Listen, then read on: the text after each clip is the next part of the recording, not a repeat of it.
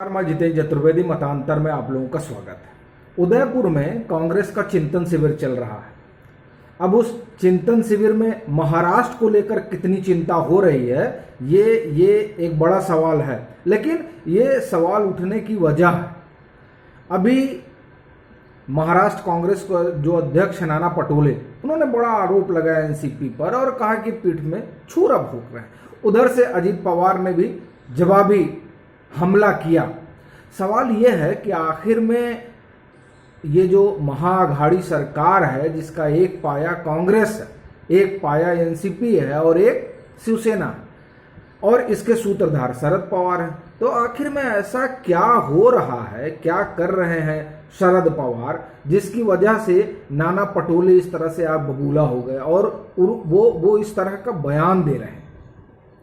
देखिए, जो महाराष्ट्र की राजनीति है, उस राजनीति में जिस तरह का घटनाक्रम चल रहा है और जो बातें अब निकलकर सामने आ रही हैं, उससे ऐसा लग रहा है कि शरद पवार बड़ा खेल खेल रहे हैं और उस खेल में ऐसा लगता है कि उससे शिवसेना भी हाशिए पर जाएगी और कांग्रेस का भी बेड़ा गर्क होगा। जो खबरें और जिस तरह की उनकी पृष्ठभूमि है, बात हम लोग नवनीत राणा की करते हैं। नवनीत राणा ने जिस तरह से हनुमान चालीसा वाला मसला उठाया, उस मसले से अघाड़ी सरकार बैकफुट पर आई, उससे ज्यादा बैकफुट पर शिवसेना आई, क्योंकि उन्होंने जो हमला किया वो हमला शिवसेना के हिंदुत्व पर हुआ। ये बड़ा हमला था और जो पूरी सियासत है शिवसेना की, वो हिंदुत्व पर ही टिकी हुई है। और मराठा मानुस, उसकी राजनीति के आप समझिए दो आयाम, एक हिंदुत्व और दूसरा मराठा मानुस।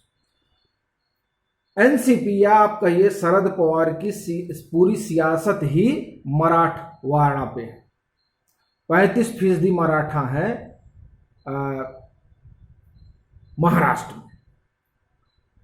अब नवनीत राणा के बारे में आप जानिए। नवनीत राणा जो है अमरावती से सांसद है। 2014 में एनसीपी के टिकट पर नवनीत राणा चुनाव लड़ी थी अमरावती से।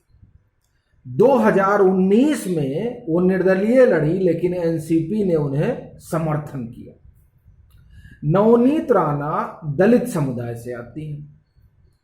तकरीबन अगर हम एससी और एसटी दोनों जोड़कर देखें तो तकरीबन 20 से 21% आबादी वहां पर दलित समुदाय की है और तकरीबन 21% आबादी जो है वो ओबीसी की है महाराष्ट्र में। एनसीपी, आप ओबीसी के वहां कई बड़े चेहरे हैं। एनसीपी में छगन भुजबल है, बड़ा चेहरा है। नवनीत राणा ने जिस तरीके से हिंदुत्व का मसला उठाया और शिवसेना को कटघरे में किया, वो जाहिर तौर पर उससे शिवसेना कमजोर होगी।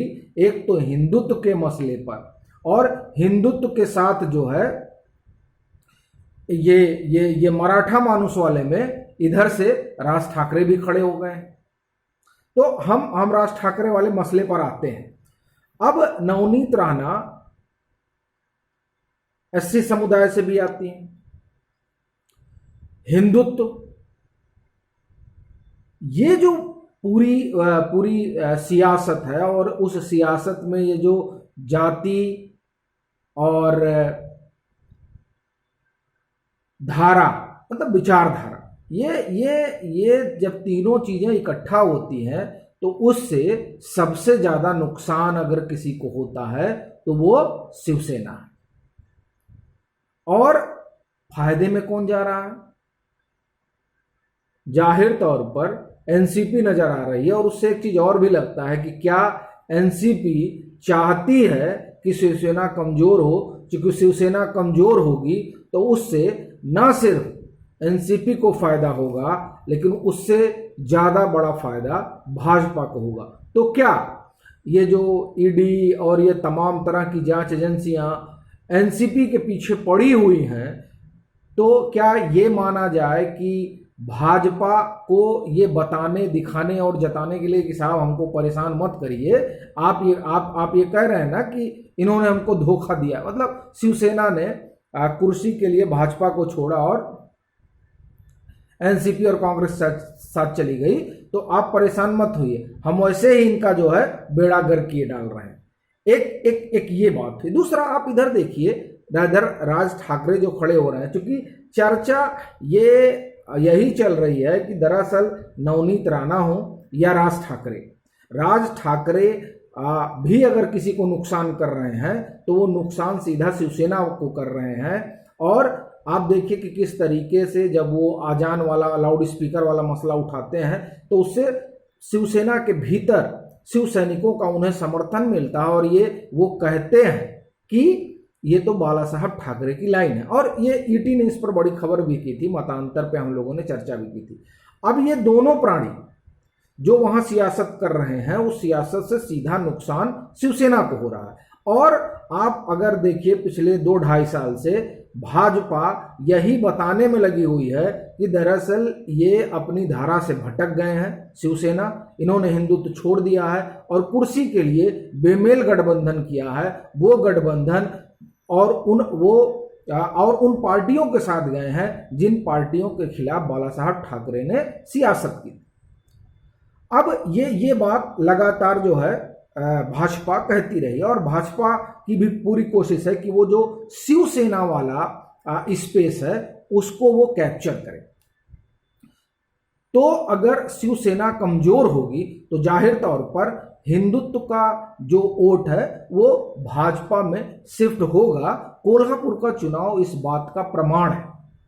कोल्हापुर के चुनाव में आपको मैं फिर से ध्यान दिलाता हूं कि 2014 में तीसरे नंबर पे थी भाजपा विधानसभा चुनाव में, लेकिन जब 2019 का चुनाव आता है और 2019 के चुनाव में वहां से कांग्रेस जीतती है, क्योंकि और यहां शिवसेना और भाजपा गठबंधन हो जाता है 2019 में, ये लोग गठबंधन में चुनाव लड़ते हैं।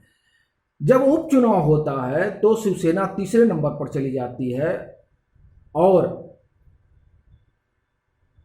भाजपा जो तीसरे नंबर पे 2014 में थी उसे 75,000 वोट मिलते हैं, और पिछली 2014 में वहां शिवसेना को 70 मिले थे, वो उसका आधा वोट भाजपा को शिफ्ट हो गया। अब ये स्पष्ट दिखाई दे रहा है। और उसके बाद से तमाम जो वहां स्थानीय चुनाव हुए उसमें ये पैटर्न देखने को मिला।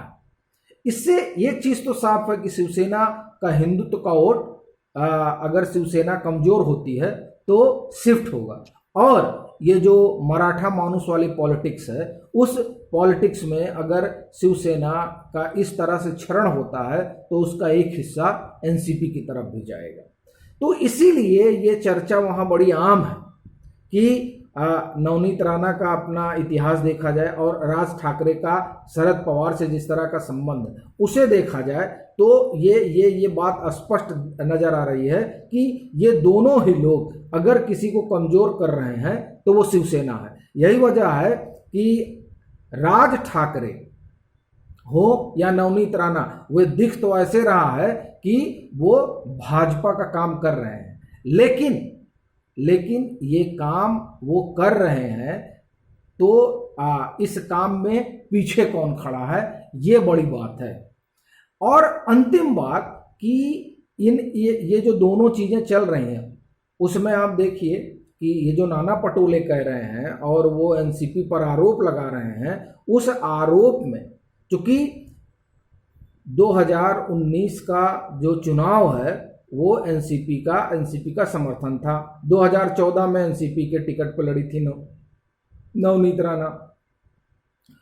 अब वो फायर ब्रांड है, वो जिस तरीके से हमलावर हैं और वो अघाड़ी पर हमलावर हैं, वो शिवसेना को सुलेमानी सेना कह रहे हैं। लेकिन ये जो पूरी कवायद है, इस कवायद में खासकर वो जो वोट है, जिस वोट के लिए कांग्रेस भी नूरा कुश्ती कर रही है, वो दलित और पिछड़ों का वोट, क्या नवनीत राणा पर जिस तरीके से महाअघाड़ी सरकार हमलावर हुई, उस सरकार का एक हिस्सा कांग्रेस रही, तो क्या कांग्रेस को उससे नुकसान नहीं हुआ, खासकर वो वोट, वो दलित वोट जिसकी चाह कांग्रेस भी रखती है। और यही वजह है कि जब पीछे जो 2-3 जगह चुनाव हुए और वहां पर एनसीपी भाजपा के साथ मिली और उससे कांग्रेस को नुकसान हुआ, तो ये जो बातें जो है वो संदेह पैदा करती हैं कि असल में पवार क्या खेल खेल रहे हैं महाराष्ट्र में। अभी के लिए फिलहाल इतना ही। अगर आप मतांतर से नहीं जुड़े हैं तो जुड़िए, वीडियो को लाइक कीजिए, शेयर कीजिए और अपने सुझाव जरूर साझा कीजिए।